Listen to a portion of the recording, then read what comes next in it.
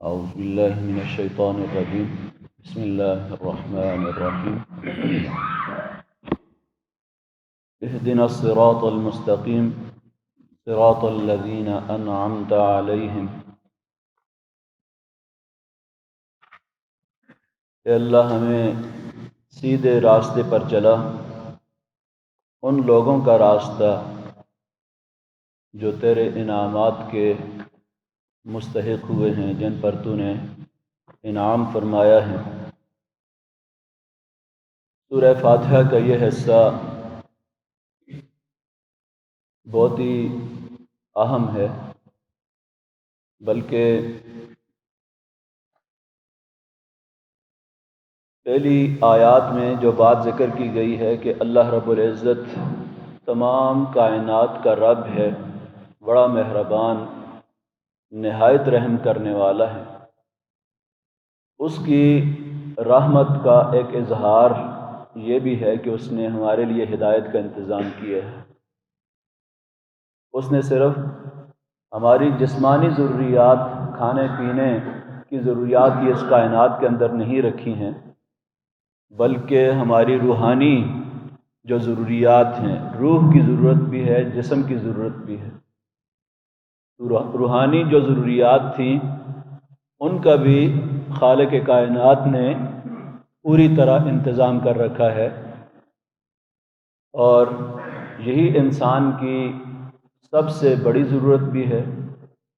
انسانوں اور جانوروں کے اندر فرق کرنے والی چیز یہی روحانی ضروریت ہے کہ اللہ تبارک و تعالی نے اس کے لیے انبیاء بھیجے، کتابیں نازل فرمائیں، اور دن میں 32 مرتبہ یہ دعا سے کرتے ہیں اللہ تبارک و تعالی سے، اہدنا الصراط المستقیم۔ تو راستے کی پہچان کتنی اہم ہے۔ زندگی گزارنے کا جو راستہ ہے کہ ہم اس دنیا میں جس راستے پر چل رہے ہیں وہ کتنا اہم ہے، اور کون لوگ اس راستے پر چل کر کامیاب ہوئے، کون لوگ ناکام رہے، اس کی پہچان، اس کی شناخت کتنی اہم ہے۔ ہم راستے پر جا رہے ہوں اور کسی ایسی جگہ میں جا رہے ہوں جہاں ہمیں خود راستہ معلوم نہ ہو، تو ہم دیکھتے ہیں دائیں بائیں کوئی واقف کار آدمی مل جاتا ہے کہ یہ مقامی آدمی ہے یہاں کا، اس سے راستہ پوچھتے ہیں کہ کہیں غلط راستے پہ نہ چلے جائیں، اور بالخصوص راستہ بھی ایسا ہو جہاں پر جنگل ہو، صحرا ہو، بیابان ہو، تو کہیں دور سے کوئی جھونپڑی بھی نظر آ جاتی ہے تو وہاں جا کر اس سے پوچھتے ہیں کہ بھائی غلط راستے پہ نہیں جا رہا ہوں۔ وہ تو مختصر سا راستہ ہے، یہ تو زندگی بھر کا راستہ ہے جس پر ہم نے 50 سال، 60 سال، 70 سال چلنا ہے، اور اس کا پتہ نہ ہو، اس سے آگاہی نہ ہو، اس سے واقفیت نہ ہو، تو زندگی بھر تاریکیوں کے اندر، اندھیروں کے اندر بھٹکتے رہ جائیں گے۔ دنیا کی زندگی جو ہے یہ بھی بھٹکتے بھٹکتے فی کل واد یہیمون، ہر وادی کے اندر بھٹکتے ہوئے گزاریں گے، اور آخرت کے اندر بھی اللہ تبارک و تعالیٰ کے ہاں عذاب کے مستحق ٹھہریں گے۔ تو اس لیے دن میں بار بار ہر رکعت میں اللہ تبارک و تعالیٰ کی طرف رجوع کرتے ہیں، اس کی طرف متوجہ ہوتے ہیں، اس سے دعا کرتے ہیں۔ تو ہدایت حاصل کرنے کا سب سے بڑا ذریعہ یہ ہے کہ انسان خود ہدایت کا طالب ہدایت بن کر اللہ رب العزت کی بارگاہ کے اندر حاضر ہو۔ ہر وقت اس کو یہ فکر مندی ہو کہ کون سی چیز میرے لیے صحیح ہے، کون سی غلط ہے، کون سا نظریہ، کون سا طریقہ، کون سا فلسفہ، اور کون سی عادات و اطوار صحیح ہیں، کون سے طریقے صحیح ہیں، کون سے غلط ہیں۔ دنیا کے اندر تو بے شمار نظریات ہیں، بے شمار قسم کے فلسفے ہیں، بے شمار قسم کے طریقے لوگوں نے ایجاد کیے ہوئے ہیں۔ تو اب ان میں کون سا صحیح طریقہ جو خالق کائنات کی نظر کے اندر میں ان لوگوں میں شامل ہو جاؤں جو اس کے انعام یافتہ لوگ ہیں، وہ راستہ کون سا ہے، اس کی پہچان، اس کی شناخت اور اس پر چلنا، یہ سارے مراحل ہیں۔ تو سب سے پہلا مرحلہ اس کا اہدنا الصراط المستقیم، اے اللہ ہمیں سیدھی راہ دکھا، سب سے پہلا مرحلہ یہ ہے۔ اور اللہ تعالیٰ نے اس کی ہدایت کا انتظام، دکھانے کا انتظام انبیاء اور آسمانی کتابوں کے ذریعے کیا۔ وَهَدَيْنَاهُ النَّجْدَيْنِ، ہم نے دونوں راستے دکھا دیے ہیں انبیاء کے ذریعے، ان کتابوں کے ذریعے۔ نجدین، یہ راستہ سیدھا جنت کی طرف جا رہا ہے اور یہ راستہ جہنم کی طرف جا رہا ہے۔ یہ شیطان کا راستہ ہے، یہ رحمان کا راستہ ہے۔ زندگی بھر اس پہ چلو گے تو جنت تک پہنچ جاؤ گے، اور یہ شیطان کا راستہ ہے، گمراہی کا راستہ ہے، گمراہ لوگوں کا راستہ ہے۔ اس پر چلو گے تو اللہ تعالیٰ کے عذاب کے مستحق ٹھہرو گے اور دنیا کی زندگی بھی اجیرن ہوگی۔ تو اس کو کہتے ہیں عربی میں اراۃ الطریق، راستہ دکھا دینا۔ آپ سے کوئی راستہ پوچھتا ہے، آپ کہتے ہیں یہاں سے آپ سیدھا چلیں، آگے دائیں طرف ہو جائیں، یہ راستہ دکھا دیا آپ نے اس کو۔ دوسرا اس کا معنی ہے راستے پر چلانا، یہ اللہ کا کام ہے، اس کی توفیق ہم اللہ تعالیٰ سے مانگتے ہیں۔ انبیاء کا کام راستہ دکھانا ہوتا ہے، اللہ تعالیٰ کا کام راستے پر چلانا ہے۔ تو ہم اللہ تعالیٰ سے یہاں جو دعا کرتے ہیں، توفیق طلب کرتے ہیں، وہ یہ کرتے ہیں کہ اے پروردگار ہمیں سیدھے راستے پر زندگی بھر چلا بھی، توفیق بھی دے ہمیں، کیونکہ نبی اکرم صلی اللہ علیہ وسلم کو اللہ تبارک و تعالیٰ کا ارشاد ہے انک لا تہدی من احببت، آپ چلا نہیں سکتے جس کو آپ چاہیں، ولکن اللہ یہدی، اللہ تعالیٰ چلا سکتا ہے، اللہ تعالیٰ ہی راہ راست پر چلاتا ہے جس کو چاہتا ہے۔ چلانے کا کام آپ کا نہیں ہے، چلانا، توفیق دینا۔ اب بہت ہی اہم بات ہے اور قرآن مجید کا بڑا حصہ آپ کو سمجھ آ جائے گا اگر آپ اس قانون کو سمجھ لیں کہ اللہ تعالیٰ کی ہدایت سے کون محروم ہوتا ہے، قانون ہدایت کیا ہے، کس طرح کے لوگوں کو اللہ تبارک و تعالیٰ توفیق دیتا ہے اور کون اللہ تعالیٰ کی توفیق سے محروم رہ جاتے ہیں۔ اس لیے کہ انبیاء بھی آتے رہے ہیں، انبیاء کے دور میں بھی کچھ لوگ ہدایت پا لیتے ہیں، کچھ محروم رہ جاتے ہیں۔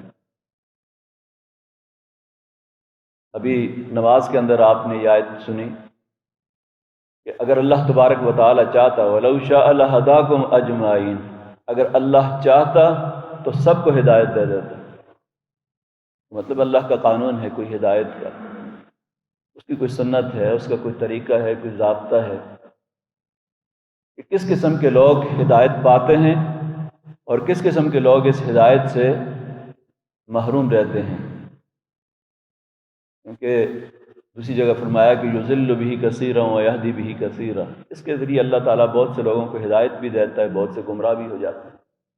وما یضل بہ الا الفاسقین، لیکن ساتھ یہ بتایا کہ ہدایت سے محروم وہ لوگ رہتے ہیں جو فاسق، فاجر، نافرمان ہیں۔ اور ہدایت کا اصول دوسرا قرآن کی دوسری آیت کے اندر یہ ذکر کیا وَيَهْدِي إِلَيْهِ مَن يُنِيبُ، ہدایت وہ پاتا ہے جو اللہ کی طرف رجوع کرتا ہے، طالب بن کے آتا ہے۔ تو یہ طلب ہدایت کی، فکر مندی کی، فکر مند ہونا کہ صحیح کیا ہے، غلط کیا ہے، اس بارے میں پریشان رہنا، فکر مند ہونا، اس سے آگاہ ہونا، جاننا، یہ ہے ہدایت کی اصل بنیاد، کہ جس وقت آدمی ہر وقت فکر مند رہے کہ اچھا صحیح کیا ہے، غلط کیا ہے، میرے رب نے کن چیزوں سے مجھے روکا ہے، کن چیزوں سے کرنے کا حکم دیا ہے مجھے، فکر مند رہتا ہے ہر وقت۔ اور وہ شخص جو جانوروں کی طرح زندگی گزارتا ہے، کبھی سر اٹھا کے بھی نہیں دیکھتا کہ اس کا کوئی خالق اور مالک ہے، جدھر دنیا چل رہی ہے ادھر اس کے قدم اٹھ جاتے ہیں، اور زمانہ جدھر جا رہا ہے کہتے ہیں ساری دنیا ادھر جا رہی ہے تو مجھے کیا فکر ہے، ساری دنیا ادھر جا رہی ہے، دنیا کے ساتھ چل رہا ہے، یہ دیکھے بغیر کہ حق کیا ہے، باطل کیا ہے، اچھا کیا ہے، برا کیا ہے، خیر کیا ہے، شر کیا ہے، یہ پہچانے بغیر دنیا چونکہ ادھر جا رہی ہے، ساری دنیا کا رخ ادھر ہے، ساری گمراہ ہو رہے ہیں، تو میں بھی اس طرف جا رہا ہوں۔ سارے اگر کنویں میں چھلانگ لگائیں گے تو کیا میں بھی چھلانگ لگاؤں گا؟ تو دنیا کا رخ دے کر جو چلتے ہیں، ہواؤں کے رخ پہ چلتے ہیں، جس طرف بہاؤ ہو سب کا اس طرف چل پڑتے ہیں، اور یہ نہیں سوچتے کہ جدھر جا رہا ہوں صحیح بھی ہے یا غلط ہے، تو ان کے لیے کوئی ہدایت نہیں ہے۔ یہ طبقہ ہمیشہ ہدایت سے محروم رہتا ہے۔ اور دوسرا وہ طبقہ جو کہ ہدایت سے بے نیازی اختیار کرتا ہے، ضرورت ہی نہیں محسوس کرتا۔ اس کی بہترین خوبصورت مثال اللہ تبارک و تعالی نے سورہ عبس کے اندر دی۔ عبس وتولی ان جاءہ الاعمی وما یدریک لعلہ یزکی او یذکر فتنفعہ الذکری اما من استغنی فانت لہ تصدی۔ نبی اکرم صلی اللہ علیہ وسلم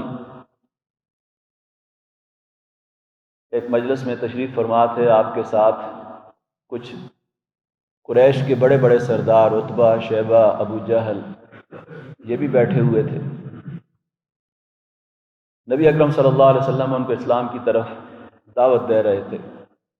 اس دوران ایک بہت ہی جلیل القدر صحابی عبداللہ ابن مکتوم جو ہے وہ آپ کی خدمت میں حاضر ہوئے اور کوئی سوال کیا، بات پوچھنی چاہیے۔ نبی اکرم صلی اللہ علیہ وسلم نے ان کی طرف توجہ نہیں دی، اور پہلے سے جو بات سرداران کو کر رہے تھے، اللہ تبارک و تعالیٰ کو یہ بات بھی پسند نہیں آئی۔ عبس وتولی ان جاءہ الاعمی کہ ایک نابینا آپ کی مجلس میں آیا، آپ نے اس سے بے رخی اختیار کی ہے۔ وما یدریک لعلہ یزکی، آپ کو کیا معلوم کہ شاید یہ پاک ہو جائے، یہ تو اپنے آپ کو پاک کرنے کے لیے آیا ہے۔ او یذکر فتنفعہ الذکری، یا نصیحت حاصل کرے، یہ تو نصیحت حاصل کرنے کے لیے، اس قرآن سے فیض حاصل کرنے کے لیے آیا ہے۔ اما من استغنی فانت لہ تصدی، جو اپنے آپ بے نیاز سمجھتے ہیں، یہ بڑے بڑے متکبر گھمنڈ میں مبتلا ہیں، یہ کہتے ہیں کہ شاید اسلام ہماری ضرورت ہے، اسلام کی ہمیں ضرورت نہیں ہے۔ استغنا، بے نیازی، تو جو آدمی بے نیازی برتتا ہے، کہیں کوئی بات اسلام کی، دین کی بات ہوتی ہے، اٹھ کے وہاں سے چلا جاتا ہے، ایسے لوگ کبھی بھی ہدایت نہیں پا سکتے۔ آپ دیکھیں بہت سے لوگ، کوئی اچھی بات کہیں ان کے سامنے ہوگی، ٹی وی چینل پہ بیٹھے ہوئے ہوں گے، کہیں ہوں گے، اس کو بند کر کے کوئی میوزک کی باتیں اور اس طرح کی چیزیں، تو ظاہر ہے اللہ تبارک و تعالیٰ کے ہاں بھی ایک ترجیحات ہے، اس کا قانون ہے کہ کون اس کی طلب کے اندر اور اس کے اندر اس کی تڑپ موجود ہے، اس کے لیے تڑپ چاہیے، ایک طلب چاہیے۔ اگر یہ نہیں ہے، فکر مندی نہیں ہے، تو اللہ تبارک و تعالیٰ اس ہدایت کو زبردستی کسی کے اوپر ٹھونستا بھی نہیں ہے۔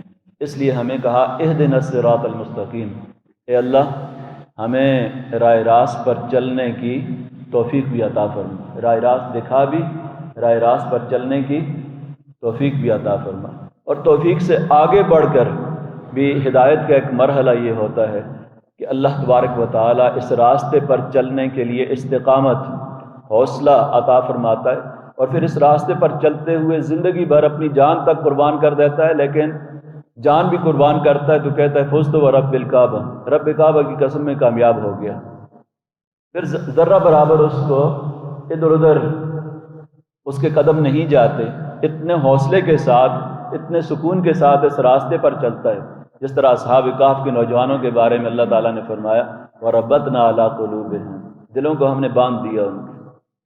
اتنے چند ایک نوجوان ہیں، ساری ہر طرف گمراہی ہے، کفر ہے، شرک ہے، بدعات اور خرافات ہیں، چند نوجوان ہیں اس کے اندر، رَبَّطْنَا عَلَىٰ قُلُوبِهِمْ، ہم نے ان کے دلوں کو استقامت، حوصلہ دیا چلنے کا، کہ یہاں پر قدم ہی اٹھتے نہیں ہیں جس طرف انسان کے، تو اللہ تعالیٰ کی طرف سے حوصلہ ملتا ہے، ہمت ملتی ہے، اور اس کے بعد استقامت، زندگی بھر اس راستے کے علاوہ کسی اور چیز کا وہ تصور نہیں کر سکتا، سوچ نہیں سکتا۔ تو یہ ہدایت کا وہ مرحلہ ہوتا ہے جہاں اللہ تعالیٰ کی توفیق جو ہے وہ اپنی انتہائی اس منزل کو پہنچتی ہے کہ اللہ تبارک و تعالی قدم قدم پر اس کا ہاتھ پکڑ کر اس کو لے کر چلتے ہیں۔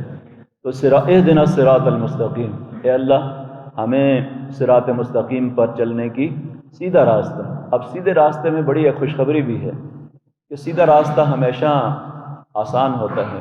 اب آپ کہتے ہیں یار مجھے راستہ ذرا دکھانا، لیکن جو راستہ سیدھا سیدھا ہو، میں نے فلاں جگہ تک پہنچنا ہے۔ ہمیشہ آپ کہتے ہیں کوئی ایسا راستہ نہ ہو جو پیچیدہ ہو۔ تو سیدھے راستے کے اندر ایک خوشخبری بھی ہے کہ اسلام کا راستہ دین فطرت ہے، آسان راستہ ہے، اور اس کے میں چلنے میں کوئی دشواری نہیں ہے۔ اس لیے نبی صلی اللہ علیہ وسلم جب بھی لوگوں کے سامنے اسلام پیش کرتے تھے تو پہلی بات یہ کہتے تھے بشروا، خوشخبری، ولا تنفروا، اسلام سے لوگوں کو دور نہیں کرنا ہے، اور پھر اس کے بعد اسلام کے بارے میں کہ اس کو لوگوں کے سامنے آسان بنا کر اس پر عمل کرنا آسان ہے، یہ کوئی مشکل دین نہیں ہے، یہ انسان کی فطرت کا خود تقاضا ہے، اس کی پکار ہے، اس پر عمل کرو گے تو تمہارے لیے خیر ہی خیر ہے، بہتری ہے، پرسکون زندگی گزار سکو گے۔ تو الصراط المستقیم، سیدھا راستہ، صراط الذین۔ اب یہاں راستے کی پہچان ضروری ہے۔ اب اس راستے پر بے شمار قومیں اس سے پہلے گزری ہیں، پوری ایک تاریخ ہمارے سامنے رکھ دی جاتی ہے کہ پچھلی قوموں کی تاریخ دیکھو، کچھ اللہ تعالیٰ کے اس دنیا کے اندر بھی انعام کے مستحق ہوئے، آخرت میں بھی اللہ تبارک و تعالیٰ کے انعام یافتہ گروہ ہے۔ وہ کون سا گروہ ہے؟ رہنماؤں کی پہچان۔ دنیا کے اندر جن لوگوں نے ہمیشہ اچھے راستے کی طرف لوگوں کو لیڈ کیا ہے، رہنمائی دی ہے، یہ طبقہ کون سا تھا؟ ان کی پہچان یہ بھی بہت ہی اہم ہے۔ صراط الذین انعمت علیہم، جن لوگوں پر تیرا انعام ہوا، ان لوگوں کا راستہ۔ اب کتاب بھی ہمارے سامنے موجود ہے، لیکن طبقہ ایک گروہ رہنماؤں کی بات کی جا رہی ہے۔ اب یہ کون سے لوگ ہیں؟ خود قرآن مجید اس کی وضاحت کرتا ہے۔ اولئک الذین انعم اللہ علیہم من النبیین والصدیقین والشہداء والصالحین، یہ وہ طبقہ ہے جن پر اللہ تبارک و تعالیٰ کا انعام ہوا۔ من النبیین، یہ دنیا کے اندر ہمیشہ خیر کے سرچشمے رہے ہیں، خیر کی طرف رہنمائی کرنے والے۔ سب سے بڑا گروہ جو اللہ تعالیٰ کی طرف سے انعام یافتہ گروہ ہے، انبیاء کا گروہ ہے۔ اولئک الذین علیہم من النبیین والصدیقین، پھر ان کے مخلص ترین ساتھی جنہوں نے بغیر کسی تردد تعامل کے فوراً انبیاء کی بات پر لبیک کہی۔ صدیق اکبر حضرت ابوبکر رضی اللہ عنہ کے نام کے ساتھ تو استعارہ بن گیا۔ نبی صلی اللہ علیہ وسلم نے فرمایا کہ ہر شخص نے تھوڑا بہت تردد تعامل ہر ایک نے کیا، لیکن ابوبکر کے سامنے جب میں نے اپنے رسول ہونے کی بات کی تو ایک لمحے کی بھی دیر نہیں کی تصدیق کرنے میں۔ تو ان کو اللہ تبارک و تعالیٰ نے یہ مقام اور مرتبہ عطا فرمایا، نبی صلی اللہ علیہ وسلم نے ان کو صدیق کا لقب عطا فرمایا۔ تو صدیقین کا راستہ جو اخلاص کے ساتھ اپنا سب کچھ اسلام کے لیے انہوں نے نچھاور کیا، یہ وہ دوسرا ہے طبقہ ہے جن پر اللہ تعالیٰ کا انعام ہوا۔ اولئک الذین انعم اللہ علیہم من النبیین والصدیقین والشہداء، جنہوں نے اپنی جانیں اللہ کے راستے میں قربان کی، شہداء کا طبقہ، خون کا آخری قطرہ بھی اس کی اسلام کے اس راستے پر چلتے چلتے انہوں نے بہا دیے۔ والصالحین، اور صلحاء کا گروہ۔ نبوت تو ختم ہو گئی، باقی یہ گروہ تو ہر دور کے اندر رہیں گے، مخلص لوگ صلحاء بھی رہیں گے، شہداء بھی رہیں گے۔ تو یہ ہر دور کے اندر رول ماڈل ہیں، نمائندہ گروہ ہے، نمائندے ہیں ہمارے، جن کی طرف اللہ تبارک و تعالیٰ نے فرمایا کہ ان لوگوں کو تلاش کرنا، ان کے پیچھے چلنا، اور تاریخ کے اندر جن پر اللہ تبارک و تعالیٰ کے انعامات ہوئے ہیں، صلحاء کے گروہ، شہداء کا گروہ، انبیاء کا گروہ، ان کے راستے کو پہچاننا کہ ان کا راستہ کیا تھا، اور ان رہنماؤں کی پہچان کرنا، یہ سب سے اہم ترین۔ اس کے لیے ہم دن میں ہر رکعت میں اللہ تبارک و تعالیٰ سے دعا کرتے ہیں غیر المغضوب علیہم۔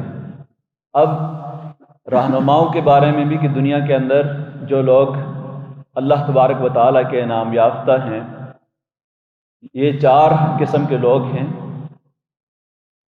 ساتھ ہی یہ بتا دیا کہ ایک اور طبقہ بھی ہے جن پر اللہ تبارک و تعالیٰ کا غضب ہوا، جو گمراہ ہوئے، ان سے بچنے کی بھی اللہ تعالیٰ سے دعا، اللہم ارنا الحق حقا وارزقنا اتباعہ وارنا الباطل باطلا وارزقنا اجتنابہ۔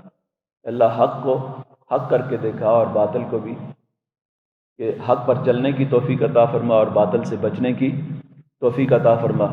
تو غیر المغضوب علیہم، جن پر غضب کیا گیا، نہ ان لوگوں کا راستہ جن پر غضب کیا گیا، ولا الضالین، اور نہ گمراہ ہوئے۔ اور دوسرا ترجمہ اس کا یہ ہے کہ یہ نہ تو ان پر غضب کیا گیا ہے اور نہ یہ گمراہ ہوئے ہیں۔ اب غضب کن پر ہوا؟ خود قرآن مجید نے اس کی وضاحت فرما دی کہ من لعنہ اللہ وغضب علیہ وجعل منهم القردۃ والخنازیر وعبد الطاغوت۔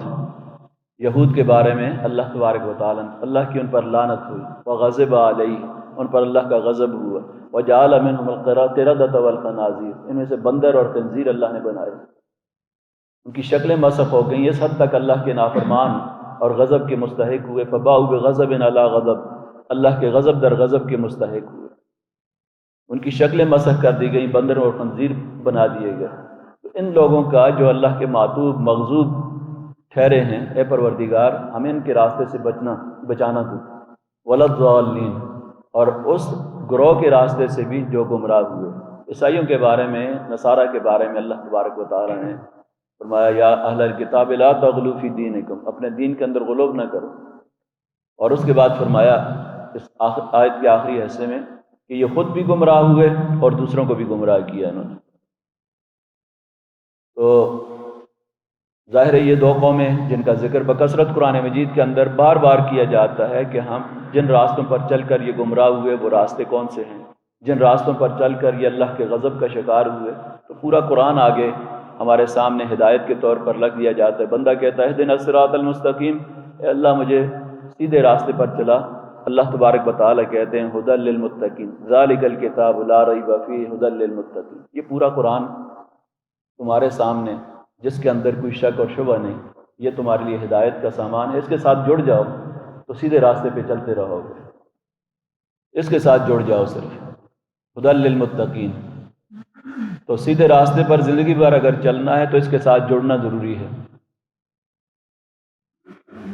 یہ بتائے گا کہ کیا صحیح ہے کیا غلط ہے، زندگی کا کون سے راستے، کون سے طریقے غلط لوگوں نے اختیار کیے، کون سے گمراہ ہوئے، کون سے اللہ تعالیٰ کے نام یافتہ ہیں۔ دعا ہے کہ اللہ تبارک و تعالیٰ ہمیں بھی اپنے ان بندوں کے اندر شامل فرمائے جو اس کے نام یافتہ بندے ہیں، اور ان لوگوں سے بچنے کی توفیق عطا فرمائے، ان لوگوں کے راستے سے جو گمراہ ہوئے، اور جو اللہ تعالیٰ کے غضب کا شکار ہوئے۔ الحمدللہ رب العالمین، والصلاة والسلام علی رسول الامین۔ ربنا ظلمنا انفسنا وان لم تغفر لنا وترحمنا لنكونن من الخاسرين۔ اللهم يا مصرف القلوب صرف قلوبنا على طاعتك، اللهم يا مصرف القلوب صرف قلوبنا على طاعتك، اللهم يا منور القلوب نور قلوبنا بنور الإيمان، اللهم يا منور القلوب نور قلوبنا بنور القرآن۔ سبحان ربك رب العزة عما يصفون۔